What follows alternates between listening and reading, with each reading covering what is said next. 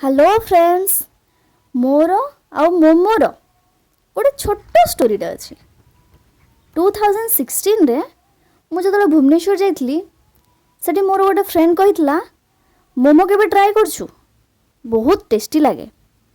Actually मुझे पूर्व केबे भी मोमो ट्राए कर नथली। ता कथा शुणिकी मु आ मोर गोटे फ्रेंड सेठी गोटे जगार 20 रुपीज रे 7 पीस भेज मोमो मिलता ताको आमे किणिक आनलु। बट से मोमो एते खराब टेस्ट थिला मो फ्रेंड अति कष्ट रे फाळे खाइथिला आ मु जेहेतु पेमेंट करथिली अति कष्ट रे मु 2 पीस खाइ देथिली। आउ जेते सब रेस्ट पीस थिला हम सब फोपाड़ देथिलु।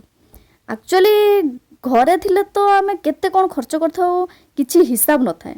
बट हॉस्टल रे जेते बजेट वाइज खर्च करिया को पड़े ना 20 रुपीज कोन 5 रुपीज भी बहुत मैटर करे यार।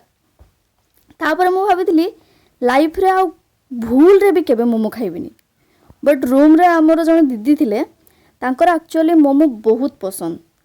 से जतबे जानले आमे दी जण मोमो फोपाड़ी थिलु से दिने स्पेशली आमो पाई मोमो बनै के हमको खुएथिले।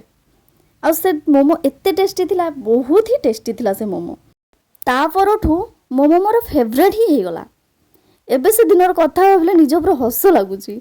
दिने डिसाइड करथिले जे मोमो लाइफ रे भी केबे खाइबिनी। बट एबे निजे बनै की खाउची। थैंक्स टू सुधा दीदी। आपण माने भी मध्य खांतु पियंतु खुशी रे रुहंतु। लाइफ टा केते यार। आ हां वीडियो टी जदी भल लागिथिवो देन लाइक शेयर और सब्सक्राइब करिया फिन जमा ही भूलिबेनी। Okay bye.